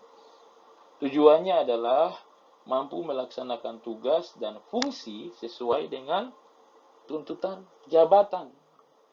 Nah, ini penting sekali teman-teman. Ketika kita besok masuk ke dalam institusi pemerintahan, kita masuk sebagai seorang pelayan publik, kita masuk sebagai seorang birokrat, kita harus bisa profesional. Profesional dalam hal ini, profesional secara individu maupun profesional di dalam mengelola kepentingan-kepentingan yang ada. Kalau kita tahu saat-saat ini seringkali pemahaman saya, kita bicara tentang profesionalisme, bagaimana kita bisa memisahkan atau memilah di antara apa yang merupakan kepentingan pribadi, apa yang merupakan kepentingan bersama. Nah, satu hal yang perlu teman-teman pahami bahwa ketika kita sudah menjadi aparatur sipil negara, kepentingan bangsa dan negara di atas kepentingan pribadi, golongan maupun individu. Itu kunci yang harus teman-teman pegang nanti ketika menjawab soal ini. Kemudian satu hal, nah ini yang agak berbeda tentang anti radikalisme dengan tujuan menjaring informasi individu tentang pengetahuan terhadap anti radikalisme, kecenderungan bersikap, bertindak, soal menanggapi stimulus dengan beberapa alternatif situasi. Sebagaimana kita ketahui saat-saat ini, teman-teman, ini perubahan yang cukup signifikan. Pemerintah saat-saat ini betul-betul berkomitmen sangat tinggi untuk mewujudkan birokrasi yang bersih. Birokrasi yang bersih artinya birokrasi yang bersih dari segala macam intervensi, baik dalam hal ini intervensi hal-hal yang berbau radikal. Nah, yang saya maksudkan di sini, kita sebagai aparatur sipil negara harus bisa memposisikan diri di kemudian hari menjadi pribadi yang netral, mengakomodir segala macam kepentingan bangsa dan negara, lebih dari kepentingan pribadi, lebih dari kepentingan individu, bahkan kepentingan kelompok. Kita harus bisa menjadi pribadi yang nasionalis, pribadi yang mampu mempersatukan bangsa, pribadi yang mampu bekerja sama, pribadi yang melayani masyarakat dengan sepenuh hati, dan lebih dari itu pribadi yang mampu menyesuaikan diri dimanapun kita bekerja dan ditugaskan. Kira-kira demikian kalau terkait dengan tes karakteristik pribadi secara umum yang dikatakan di dalam peraturan pemerintah. Nah, teman-teman, walaupun tadi saya sudah sebutkan bahwa kita harus secara ideal menjawab berbagai tuntutan soal yang ada di dalam tes kompetensi atau tes karakteristik individu, tapi seyogianya dalam hal ini kita menjawabnya sesuai dengan real. Bagaimana kita menanggapi situasi yang ada. Karena sebenarnya soal ini, tes kompetensi pribadi atau tes karakteristik pribadi ini dirancang untuk mengetahui karakteristik setiap individu yang mengikuti tes. Tapi tak jarang dalam tes ini sebenarnya kalau saya rasa kalau dijadikan poin untuk mengukur seseorang, kalau sudah ditaruh skor di situ pasti akan dipilih yang terbaik lah. Tapi saya yakin dan percaya kalau tes kompetensi pribadi biasanya dijawab dalam hal ini kalau untuk pribadi atau pihak-pihak yang sudah bekerja terlebih dahulu akan lebih mudah karena ini sangat erat kaitannya dengan lingkungan pekerjaan. Nah, tapi di sini ada beberapa hal yang kemudian akan dilihat dalam tes karakteristik pribadi yang teman-teman harus persiapkan menjadi modal untuk teman-teman nanti jawab di dalam tes ini. Ada beberapa poin yang akan dilihat mulai dari hal integritas diri, bagaimana kita menjadi seorang pribadi yang integritas, bagaimana kita menjadi pribadi yang semangat untuk berprestasi, dengan kata lain selalu ingin berinovasi, memberikan sesuatu hal yang baru. Nah, dan juga orientasi pada pelayanan, karena sebagai seorang ASN kan kita harus berorientasi pada pelayanan publik. Nah, itu yang ada kaitannya erat dengan poin kelima, yaitu orientasi kepada orang lain. Begitu juga selanjutnya, kemampuan beradaptasi, kemampuan mengendalikan diri, kemampuan bekerja mandiri, dan tuntas. Nah, kenapa bekerja mandiri dan tuntas? Teman-teman besok, depan ketika sudah bekerja, apalagi yang nanti ditempatkan di tempat-tempat yang terpelosok, jauh dari jangkauan, apakah teman-teman bisa tetap mempertahankan integritas sebagai seorang ASN, mampu melaksanakan tugas dan tanggung jawab, tanpa pilih-pilih dimanapun ditempatkan? Nah, itu adalah satu hal komitmen teman-teman sendiri. Nah, ada lagi pada poin ke-9, yaitu kemauan dan kemampuan belajar berkelanjutan. Ya. PNS ketika dia masuk maupun pegawai pemerintah dengan perjanjian kerja mempunyai hak yang namanya pengembangan kompetensi. Jadi teman-teman jangan berpikir ketika saya masuk sebagai seorang aparatur sipil negara hanya bekerja. Sesungguhnya teman-teman dituntut untuk selalu mengembangkan diri agar menyesuaikan dengan tuntutan pemerintah maupun tuntutan pembangunan.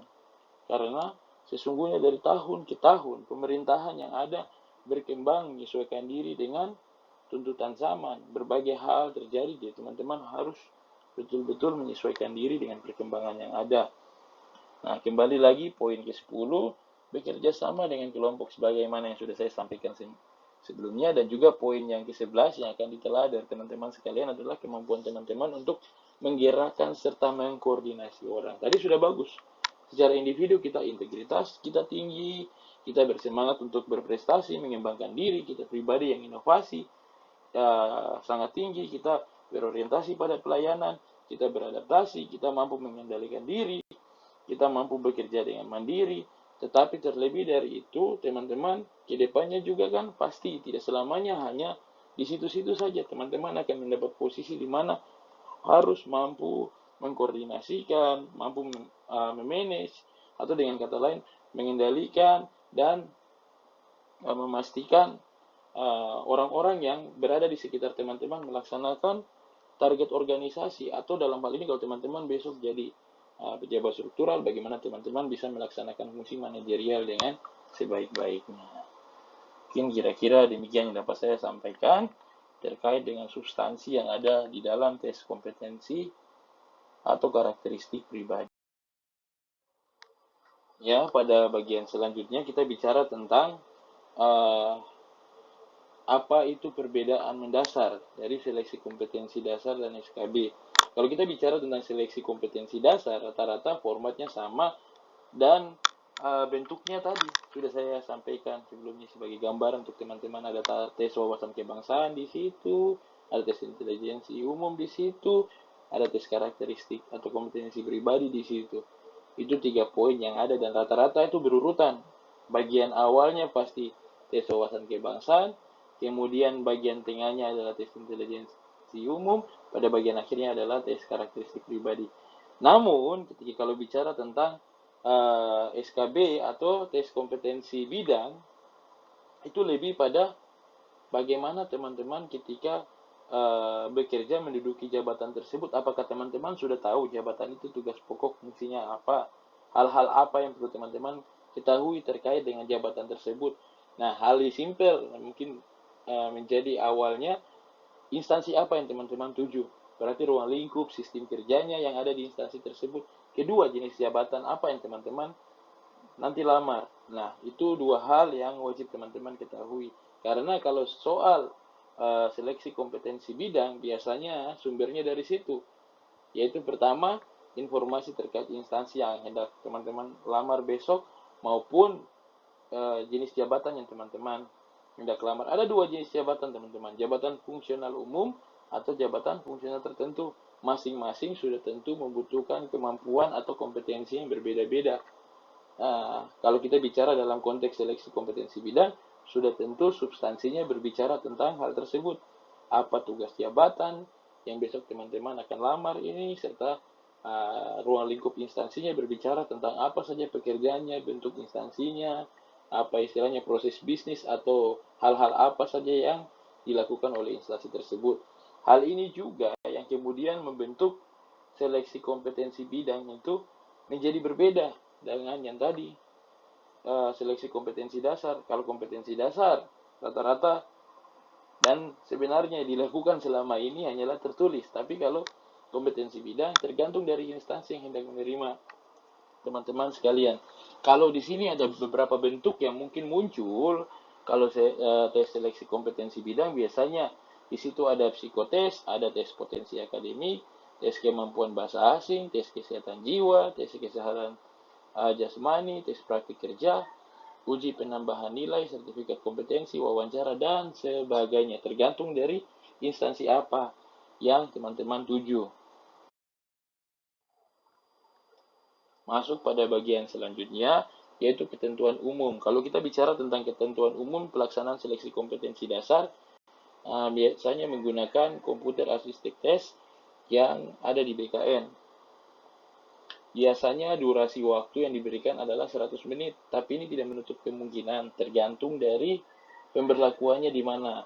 Tapi ini adalah aturan secara umumnya, sudah diatur 100 menit untuk tes kompetensi dasar. Tetapi ada ketentuan khusus.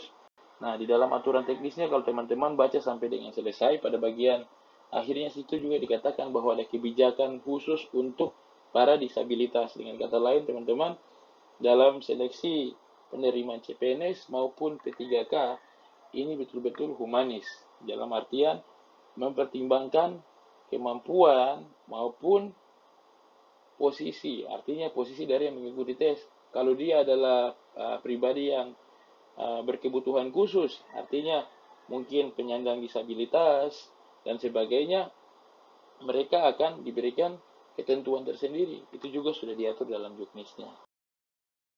Ini mungkin beberapa catatan saja, yang tadi sudah sempat saya singgung tentang kompetensi bidang. Kalau kompetensi bidang di sini saya sebutkan bahwa seleksi kompetensi bidang atau tes kompetensi bidang biasanya disesuaikan dengan kompetensi bidang yang ingin dilamar oleh teman-teman sekalian. Jadi kebutuhan jabatannya tadi saya sudah sebutkan, teman-teman, di situ ada jabatan fungsional. Minimal teman-teman baca bahasa umumnya, mereka biasa bilang nomenklatur jabatannya apa.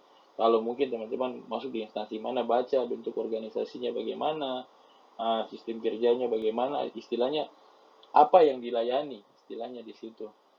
Proses bisnis atau hal-hal apa saja yang menjadi tugas pokok utama dari institusi yang teman-teman tuju.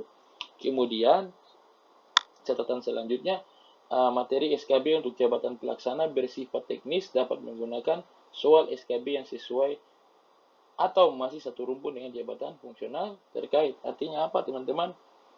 Kalau jabatan pelaksana, teman-teman lihat, bahkan tadi saya katakan, lihat dulu instansi di mana. Kalau misalnya pada umumnya ini ditemui pada instansi di daerah yang masih menggunakan nomenklatur jabatan lama. Kalau instansinya, di dalam instansinya masih jabatan yang teman-teman lamar, misalnya bunyinya masih pelaksana atau staf, di instansi misalnya dinas kesehatan, berarti minimal teman-teman tahu teman-teman berada di unit mana nanti. Artinya kalau saya di dinas kesehatan, saya melamar sebagai seorang staf, mungkin di situ teman-teman sudah harus mengetahui, kira-kira tugas pokok dan fungsi dinas kesehatan itu apa, hal-hal yang berkaitan dengan tugas utama dari dinas kesehatan di dalam ruang lingkup tugasnya. Kemudian selanjutnya, secara sederhana dapat dipahami bahwa seleksi kompetensi bidang memuat materi terkait standar kompetensi jabatan. Kenapa saya katakan standar kompetensi jabatan? Ini bahasa formalnya, teman-teman. Yang tadi saya jelaskan secara awamnya, kita tahu, jabatan yang saya ingin lamar adalah jabatan ini. Tetapi kalau kita sudah masuk di dalam bahasa manajemen aparatur sipil negara, kita sebutnya standar kompetensi jabatan. Jabatan yang ingin saya lamar, dia membutuhkan skill ini. Simpelnya seperti begitu, teman-teman. Kemampuan ini yang dibutuhkan. Pekerjaannya related atau berhubungan dengan hal-hal ini. Itulah yang teman-teman harus paham. Kalau simpelnya, teman-teman bisa belajar dari nomenklatur jabatannya. Tapi pada umumnya kalau SKB atau seleksi kompetensi bidang di tingkat kementerian maupun lembaga atau instansi pemerintah pada umumnya, biasanya diumumkan secara resmi beberapa saat sebelum dilangsungkan soal pelaksanaan seleksi kompetensi bidang. Itu akan diumumkan, rata-rata dimunculkan di dalam peraturan Kementerian PAN-RB tentang standar soal kompetensi bidang terkait jabatan tersebut. Nah, itu sudah saya coba tampilkan, teman-teman. Kalau kita bicara tentang fungsional umum atau staf, kalau dalam hal ini teman-teman lamar, saya ingin melamar, teman-teman dapat informasi, saya di dalam jabatan sebagai mungkin analis kinerja atau mungkin analis kepegawaian. Teman-teman bisa lihat di nomenklatur jabatannya. Kalau untuk analis kinerja secara khusus dia masih jabatan fungsional umum. Jadi bisa dilihat di Permenpan 41 2018. Kalau untuk jabatan fungsional tertentu, contohnya seperti dokter, suster, bidan, seperti peneliti. Nah, itu bisa melihat pada peraturan Menpan RB terkait jabatan tersebut selaku jabatan fungsional tertentu. teman-teman. Selanjutnya terkait ketentuan umum, kalau tadi kita bilang SKD hanya makan waktu 100 menit. Nah, kalau untuk seleksi kompetensi bidang, dia makan waktu lebih sedikit, yaitu 90 menit. Nah, tetapi dalam hal ini kalau pemberlakuan SKB ini biasanya tergantung dari instansi di mana teman-teman melamar besok. Nah, teman-teman, tadi kita sudah membahas tentang beberapa hal teknis terkait pelaksanaan seleksi kompetensi dasar maupun seleksi kompetensi bidang. Adapun banyak hal penjelasan lebih detail lagi, teman-teman bisa lihat di deskripsi. Di situ juga coba saya share berbagai link terkait, dan juga di dalam video ini saya juga share referensi pada teman-teman yang dapat teman-teman unduh secara gratis dan kemudian teman-teman baca sebagai pegangan bagi teman-teman sehingga bisa menjadi referensi yang berguna. Saya berharap sekiranya dapat menjadi bahan yang berguna bagi teman-teman untuk meningkatkan hasil yang sudah teman-teman peroleh dalam pelaksanaan tes maupun simulasi sebelumnya. Adapun saya catat beberapa hal teman-teman yang perlu teman-teman lakukan dan jangan lakukan pada saat pelaksanaan tes di kemudian hari teman-teman ikuti. Kalau yang teman-teman harus lakukan, saya catat di sini. Hal pertama yaitu pelajari substansi soal dan contoh soal sebagai persiapan. Sebagaimana yang teman-teman sudah lakukan hari ini, teman-teman menonton video ini, teman-teman melihat, oh sekilas soalnya seperti begini, seperti begini. Lebih detailnya lagi teman-teman, kalau masih rasa kurang detail, teman-teman bisa lihat dari sumber-sumber lainnya atau teman-teman bisa download pada deskripsi video ini. Kalau saran keduanya untuk teman-teman lakukan yaitu siapkan kelengkapan berupa alat tulis dan kertas buram. Nah, kalau pelaksananya kadang-kadang teman-teman di lapangan teman-teman harus persiapkan ini. Walaupun nanti teman-teman taruh tas atau teman-teman taruh semua barang yang dibawa di luar dari ruang ujian, minimal teman-teman di tangan ada pegang yang namanya alat tulis dan kertas buram. Kalau bisa, dalam hal ini, kalaupun tidak diizinkan dibawa masuk oleh para panitia yang penyelenggara tes pada saat itu, minimal teman-teman sudah punya sendiri. Sehingga jikalau pelaksanaan tes, kemudian teman-teman merasa bahwa tidak tersedia hal tersebut, teman-teman sudah harus punya persediaan sendiri. Kemudian yang ketiga, datang tepat waktu. Mengapa datang tepat waktu, teman-teman? Kalau teknis pelaksanaannya biasanya kan secara online, teman-teman. Jadi kalau ketika teman-teman terlambat, sudah lewat waktu, apalagi sistem ujiannya adalah ujian online, teman-teman. Jadi ketika tiba waktunya teman-teman untuk masuk, teman-teman tidak ada di situ, otomatis teman-teman dinyatakan gugur. Kecuali dengan alasan khusus. Sebagaimana kita ketahui kemarin, karena COVID dan sebagainya, pemerintah memberlakukan yang namanya kebijakan-kebijakan. Tetapi itu ada juknisnya tersendiri yang nanti teman-teman bisa pelajari atau koordinasikan dengan panitia pelaksana tes pada hari H ketika pelaksanaan tes tersebut. Tapi yang paling penting adalah teman-teman datang tepat waktu. Nah, ketika teman-teman datang tepat waktu, teman-teman juga sudah lega. Artinya apa? Teman-teman punya waktu untuk mempersiapkan diri, menenangkan diri terlebih dahulu. Mungkin sebagai umat beragama yang baik, teman-teman berdoa meminta hikmat lebih lagi dari Tuhan untuk mempersiapkan diri masuk menghadapi ujian. Nah, kemudian saya catat poin keempat, teman-teman. Di situ saya katakan bahwa isi seluruh soal dan bagian yang ada. Nah, ini kesalahan yang sering terjadi, teman-teman. Saat-saat ini banyak ketika pelaksanaan seleksi menerima CPNS maupun P3K seringkali banyak yang melewatkan mengisi soal secara selesai. Sampai waktunya sudah habis, belum selesai pula diisi semuanya. Jadi, pakailah waktu dengan sebijak mungkin. Kemudian, itulah yang menjadi kesimpulan dari hal yang harus teman-teman lakukan. Saya siap berperang untuk ikut ujian, mempersiapkan diri baik, datang tepat waktu, dan menggunakan waktu pada saat pelaksanaan tes dengan baik. Dengan kata lain, ketika teman-teman duduk di kursi, membuka aplikasi, login, mengikuti semua petunjuk dari panitia, lihat terlebih dahulu apa yang dapat saya lakukan, berapa jumlah waktu saya, apa saja fitur yang dimiliki oleh aplikasi itu. Kalau mungkin teman-teman sudah mengikuti yang namanya simulasi, di situ teman-teman pasti sudah mempelajari, oh bagaimana teknis penggunaan aplikasi, bagaimana saya ingin melewatkan soal jikalau saya ragu-ragu atau saya ingin mengerjakan bagian lain. Kan di situ ada beberapa bagian sebagaimana saya sudah jelaskan tadi. Pertama tes wawasan kebangsaan, kemudian tes intelijensi umum, kemudian masuk pada tes karakteristik pribadi. Teman-teman bisa melihat dengan kondisi teman-teman sendiri. Oh, saya lebih jagonya di bagian tes karakteristik pribadi. Mulai dah dari mudah, kemudian pada yang sulit. Atau tidak, oh saya mau mengerjakan dari awal sampai selesai. Berarti kalau teman-teman lihat, oh yang ini cukup memakan waktu lama, atau ini saya masih bingung, bisa dilewatkan, dikerjakan kemudian.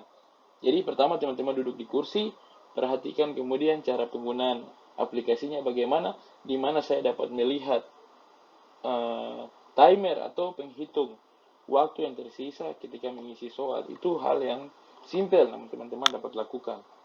Kemudian hal yang teman-teman tidak boleh lakukan, 3 hal saya singkatkan.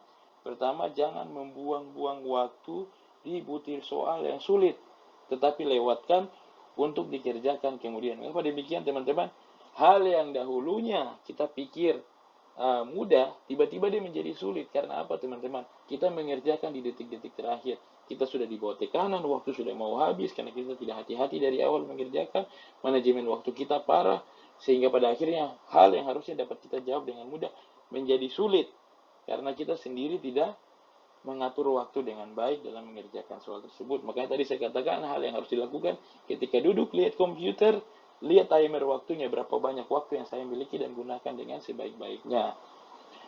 Kemudian jangan lupa menyimpan jawaban yang dipilih pada sistem CATBKN. Ini hal-hal simpel yang berbahaya. Artinya begini, pada aplikasi ada pilihan di mana teman-teman dapat menyimpan jawaban yang dipilih atau mengkoreksi jawaban yang teman-teman sudah perbaiki. Jangan lupa untuk selalu mengklik simpan untuk melanjutkan ke soal berikutnya atau bagian yang ingin teman-teman kerjakan kemudian. Karena ketika teman-teman lupa klik, maka tidak akan tersimpan di dalam sistem dan otomatis skor teman-teman tidak dapat dihitung. Dan kalau itu salah, teman-teman belum koreksi, dan dalam posisi salah, otomatis posisi teman-teman terancam. Karena apa yang teman-teman jawab pasti salah.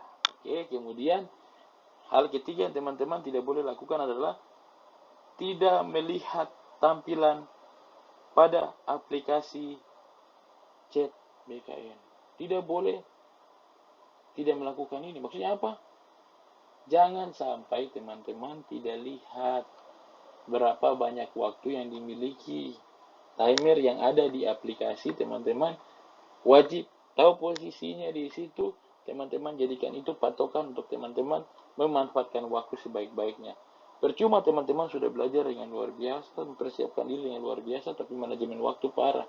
Ketika teman-teman masuk dalam ruang tes, pemakaian waktu tidak optimal, sudah habis waktu, soal belum selesai, akhirnya teman-teman panik, isi sembarang, nilai yang keluar pun tidak maksimal. Nah, kira-kira demikian yang dapat saya sampaikan.